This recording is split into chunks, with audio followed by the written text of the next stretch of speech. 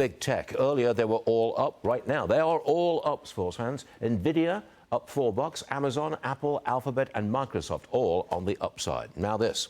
The outgoing governor of Washington State, Jay Inslee, proposing a new wealth tax to address the state's multi-billion-dollar budget shortfall. Jason Rantz, come on in, please. What kind of wealth tax are we talking about here?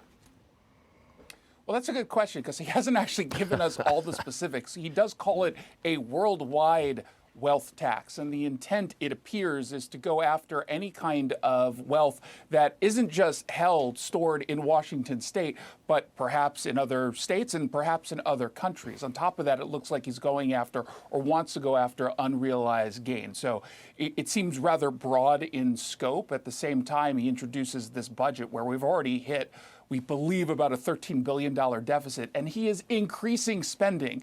And of course, he's relying on this wealth tax to mitigate some of the budget woes, I suppose. I know you don't have the details, but let me ask you this. Supposing I live in Washington state, but I've got a house in Florida, and it's valued at X number of dollars. Does the governor propose to take money off me because I've got an asset in Florida? That appears to be the intent behind this. There was a similar bill that was discussed in California that ended up stalling.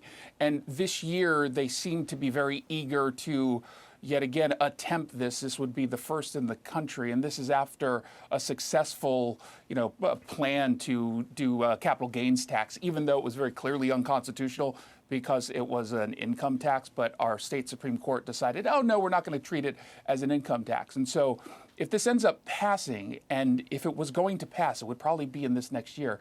Again, they think they have the political support to do it.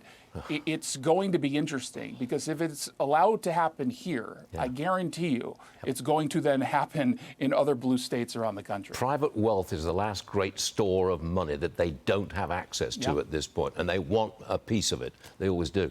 One more for you. They do. Nearly 60 small business owners in Seattle sent a letter to the mayor urging him to take action against rising crime. Have they gotten a response to the letter?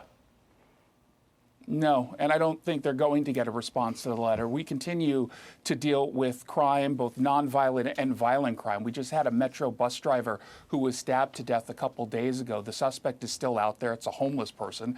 And if you go on that route today, you'll see 3 King County Sheriff's deputies on each and every bus because they're still looking for this guy. There seems to be no sense of urgency in tackling the greater crime crisis coming from the politicians who have imposed policies that had clearly made this city and this region less safe. So I don't anticipate that the mayor all of a sudden is going to come out and say, yes, the policies we're responsible for, we're now going to go after the criminals we've emboldened. It would obviously hurt them politically. So I think they're going to continue to keep their head in the sand. And frankly, this is going to be up to the voters to finally decide.